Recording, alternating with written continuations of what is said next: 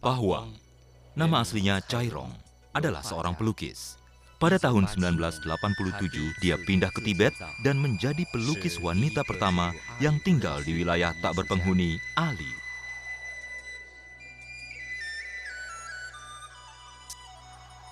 Dua 20 tahun kemudian, demi membalas kebaikan saat itu, untuk mewujudkan mimpi seorang pelukis, dia yang telah berumur 60 tahun kembali ke Lhasa.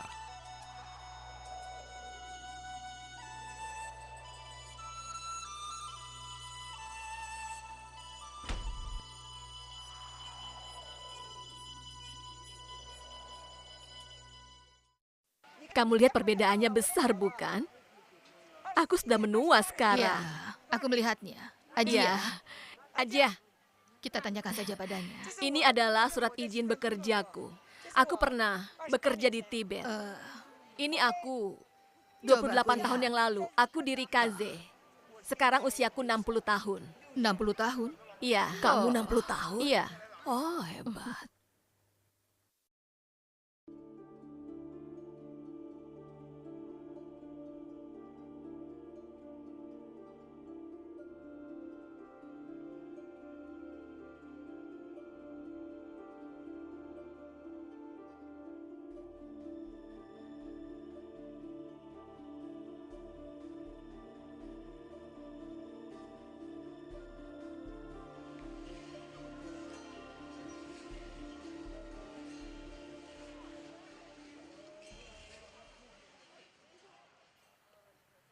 Saat ke Lhasa, pasti harus ke Istana Potala. Itu adalah istana suci di dataran tinggi.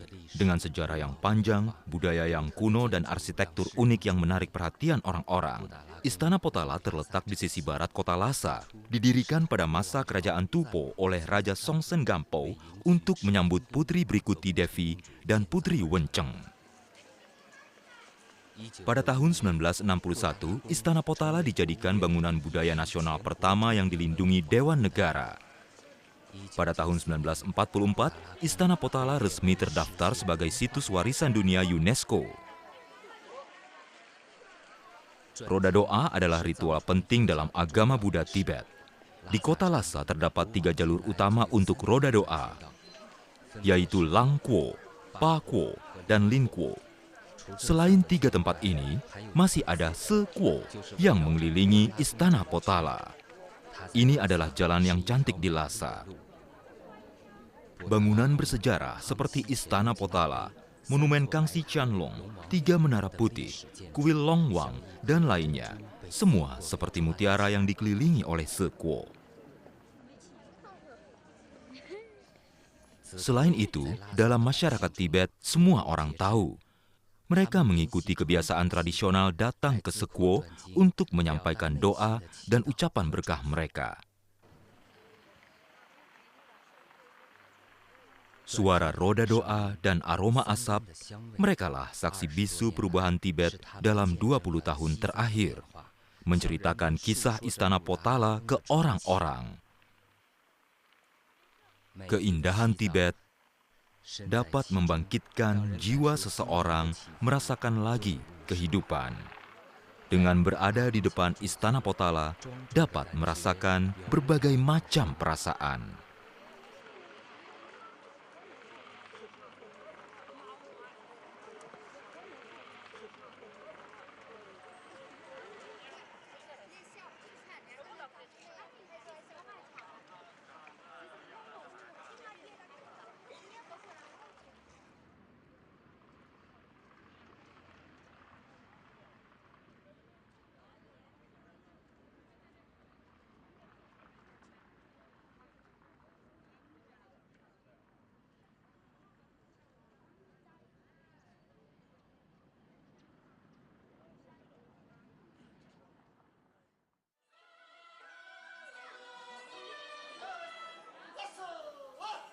Tarian tap Tibet adalah seni tari kerajaan yang paling tua.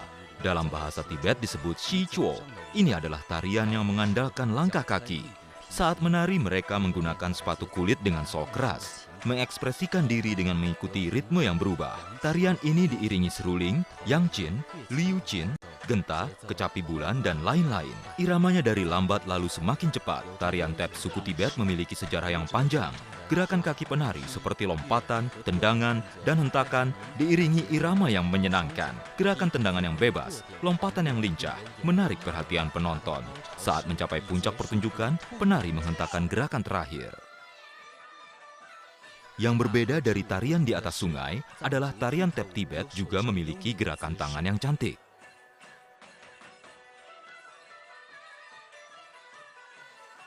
Untuk lebih mengekspresikan diri dan menghibur, ada gerakan memanah, gerakan menyilang, dan gerakan mengayun.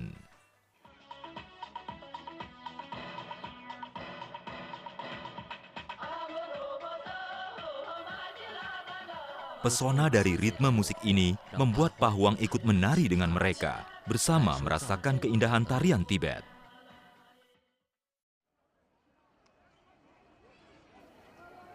Ajia, Oh iya, apa kabar? setiap hari kamu ke sini. Iya, benar. Kalau begitu aku juga akan datang ke sini. Oh, yang benar. Benar, aku baru kemarin sampai Lhasa. Oh iya, Aku 20 tahun yang lalu pernah tinggal di Lhasa. yang benar. Aku menjadi guru di Rikaze. Jadi guru? Iya, benar guru. Oh. Aku sudah 20 tahun tidak kemari. Iya.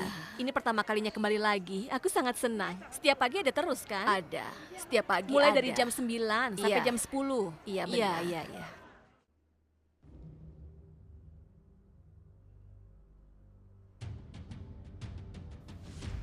Pahwang masih memiliki kepentingan di kota Lhasa, yaitu mencari orang yang mengajaknya ke Lhasa 20 tahun yang lalu, Dr. Chan Tui. Sudah bertanya ke sana kemari, tidak ada yang mengetahui kabar Dr. Chan Tui. Hanya mencoba-coba, ia datang ke tempat kerja Dr. Chan Tui sebelum pensiun, rumah sakit Tibet. Setelah mencari-cari kabar, Gelang yang sudah berumur ini juga tidak tahu keberadaan terakhir Dr. Chan Tui, tetapi ia membantu Pahwang memikirkan satu Begitulah cara. masalahnya. Tapi masalah sudah terpecahkan. Terima kasih banyak. Ya, sama-sama. Halo? Apa benar ini kepala tim Solang? Halo, halo? Boleh tahu dengan siapa aku bicara? Aku datang dari Beijing 20 tahun yang lalu. Saat aku pertama datang ke Lhasa, Dr. Zandui mengajakku berkeliling. Sudah 20 tahun aku tidak datang ke Lhasa. Iya, ini pertama kalinya aku kembali lagi. Jadi rasanya aku ingin sekali bertemu dengannya. Iya, aku mengerti dia sudah bukan kepala rumah sakit lagi. Oh, jadi Anda mau keluar? Baiklah, baiklah. Iya, aku tunggu di sini. Terima kasih. Maaf, Halo, apa betul kau kabar? orangnya? Iya, Oh. benar. Aku ingin bertemu dengannya. 17 Mei 1987 aku datang ke Lhasa. Oh, jadi kau tidak ada di rumah. Kau di Chengdu ya? Ya sudah. Apa sekarang dia ada? Dia di Chengdu, tidak ada di Oh, rumah. di Chengdu. Oh, Aku pamit dulu ya. baiklah. Terima Permisi. kasih banyak. Ya, sama-sama. Terima kasih banyak ya. Hati-hati Sampai ya. jumpa.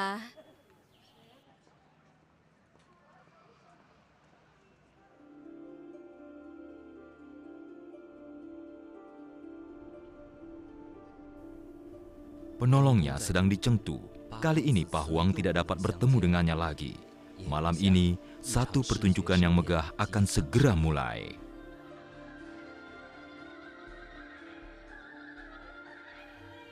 Pertunjukan kolosal Putri Wenceng dengan panggung yang megah, jalan cerita yang menarik dan menyentuh hati, disertai alunan musik yang indah, membuat penonton ikut merasakan apa yang dirasakan para aktor.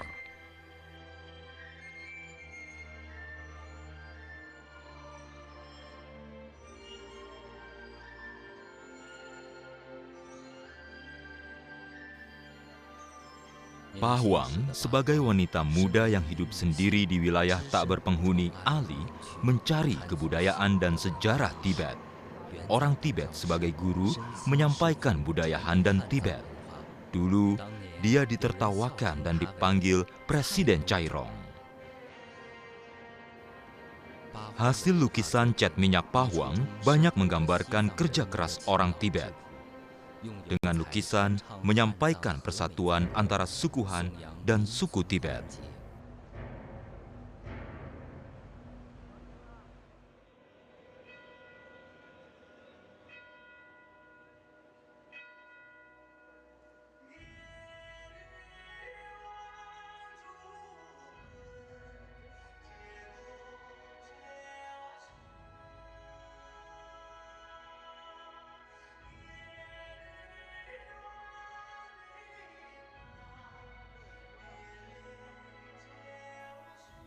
Perasaan Pak Huang terhadap Tibet telah mengalir di darahnya.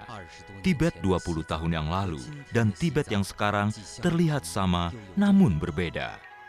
Melihat kemajuan Tibet yang pesat ini membuatnya mengingat perkembangannya sendiri selama 20 tahun ini.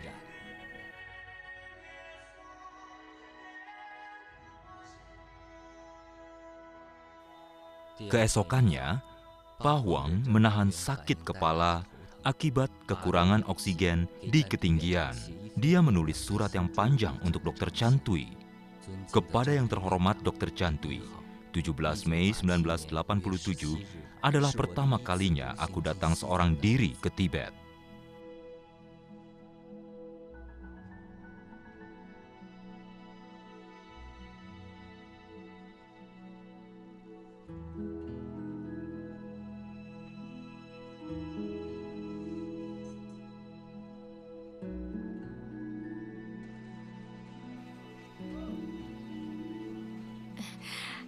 Aku menulis surat untuknya.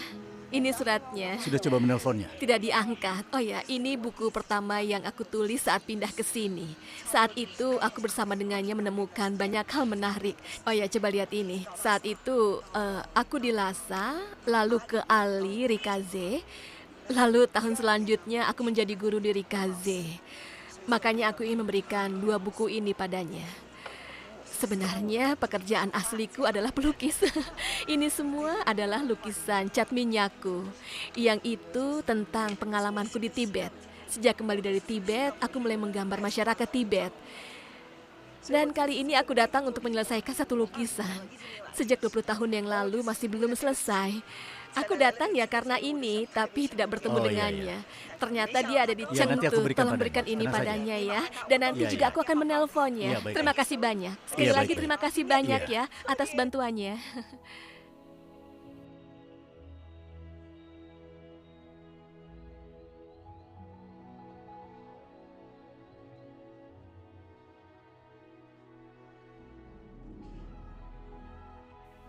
Setelah memberikan surat dan buku kepada kepala tim Swolang, dia merasa lebih lega.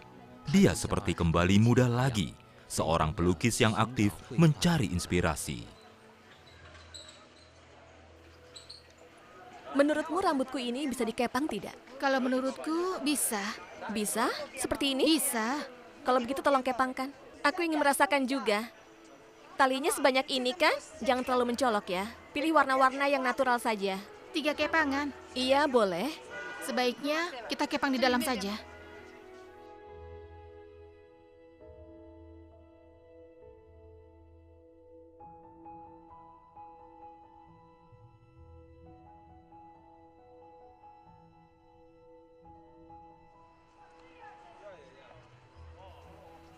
Jalan Pakwo adalah miniatur sejarah Lhasa, juga jalan paling terkenal, paling tua, dan paling maju di Lhasa yang mengelilingi area kuil Tachau. Orang yang datang berdoa di sini sebagian besar adalah masyarakat lokal. Selain itu, ini adalah jalan yang paling sibuk di Lhasa. Di sini juga banyak penggembala dari sekitar Lhasa. Ini bagus sekali. Iya, aku tahu. Ini juga bagus. Gelangmu bagus. Oh iya, terima kasih. Bagaimana kalau kita bertukar? Iya, ini juga bagus. Ini bagus, aku suka. Iya. Iya, kita tukar saja. Tukar yang mana? Dengan ini. Oh, yang ini.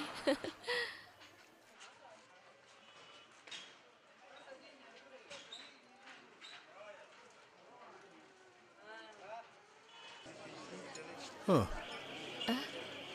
bagus sekali. Ini daun apa? Ini daun pohon biasa. Pohon biasa. Iya. Bagus sekali. Aksesoris khas Tibet dipercaya dapat membawa keberuntungan, keselamatan, dan kebahagiaan. Semua orang senang mengenakan berbagai macam aksesoris. Aksesoris Tibet telah menjadi bagian dari masyarakat di sini. Entah itu untuk sehari-hari atau perayaan penting, mereka menggunakan aksesoris dari kepala sampai kaki.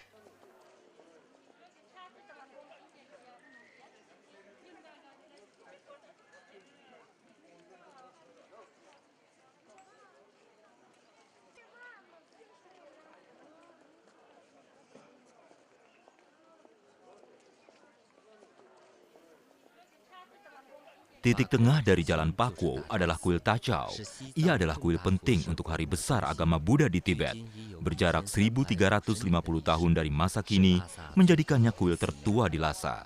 Setiap harinya, orang yang datang ke sini untuk berdoa dan meminta berkah tidak pernah berkurang. Tempat ini adalah sumber inspirasi lukisan cat minyak Pahwang. Saat itu orang Tibet mengenakan mantel bulan dan jubah kulit. Tapi musim dingin mereka mengenakan pakaian lebih modern, Lhasa yang baru. Dan sekarang para peziarah mengenakan sepatu santai atau sepatu kulit. Sangat modis.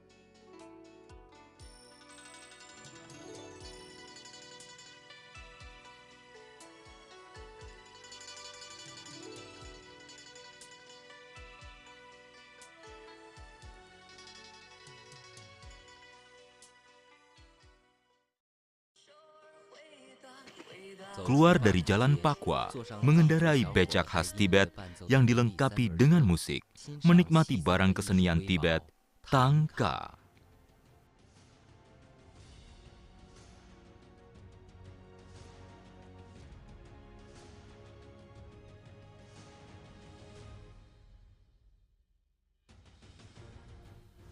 Tangka adalah lukisan gantung yang digunakan untuk persembahan dan terbuat dari pita berwarna. Merupakan satu jenis lukisan yang unik dari suku Tibet. Tangka memiliki ciri khas suku, kental dengan unsur agama dan gaya seni yang unik. Dibuat menggunakan emas, perak, mutiara, batu agate, koral, batu pirus, batu malasit, batu sinabar, dan batu mulia lainnya, serta pewarna merah dan kuning alami. Bahan-bahan dari alam menjamin tangka memiliki warna cerah dan mempesona. Dikenal sebagai harta karun seni lukis nasional Tiongkok. Juga merupakan warisan budaya tak benda yang berharga dalam kesenian rakyat Tiongkok.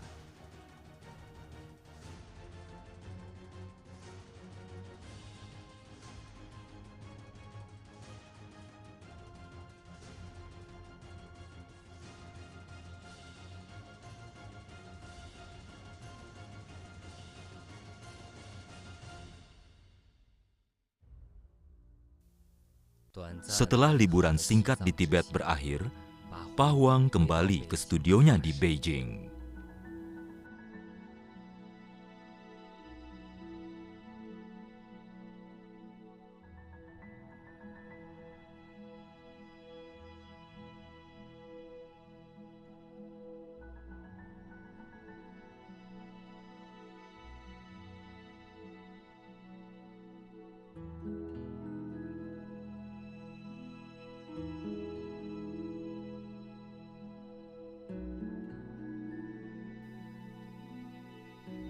Satu penyesalannya dari perjalanan kali ini adalah belum dapat bertemu dengan Dr. Chantui.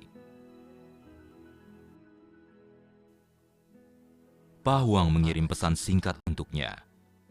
Semoga Anda sehat dan bahagia selalu.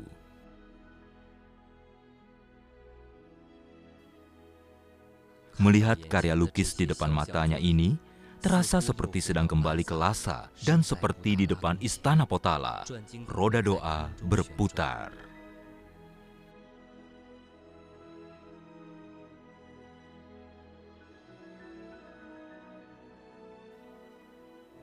Aku ingin menyelesaikan lukisanku yang belum selesai di tahun 80-an.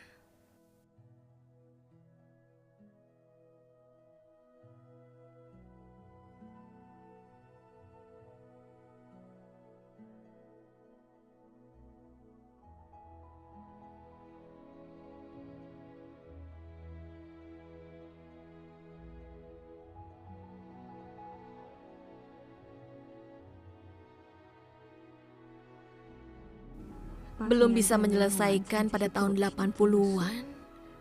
Artinya aku harus kembali ke tahun 80-an untuk merasakan.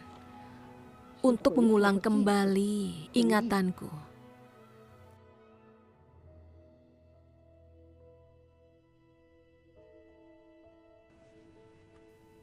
Menemukan kembali tahun 80-anku. Aku menyimpulkan kesanku terhadap tahun 80-an dan Tibet di tahun 80-an.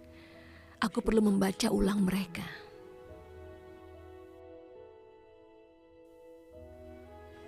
Aku rasa ini adalah waktunya untuk aku menyelesaikan lukisan ini. Tapi sketsa yang barusan sangat berbeda dengan sketsa yang dulu. Hal ini membuat aku sangat kaget. Perubahan Tibet dan Lhasa sangat besar. Kedua sketsa telah melintasi waktu selama 20 tahun. Aku sadar bahwa aku tidak bisa menggabungkan 20 tahun lalu dengan sekarang dalam satu lukisan. Aku ingin mempertahankan tampilan aslinya. Aku berpikir peziarahku ini harus diselesaikan dalam 3 lukisan. Mempertahankan tampilan tahun 80-an. Tampilan aslinya. Aku harus menjaga ingatan ini, lalu menggunakan tampilan tahun 90-an untuk menggambarkan kehidupan masyarakat biasa. Lalu aku akan gambar baru untuk tampilan tahun 2000-an.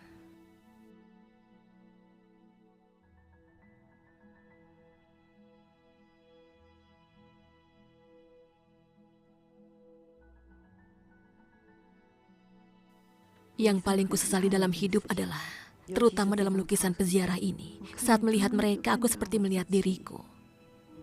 Pengalaman hidupku di sana, aku berharap dapat mengulangi pengalamanku di sana.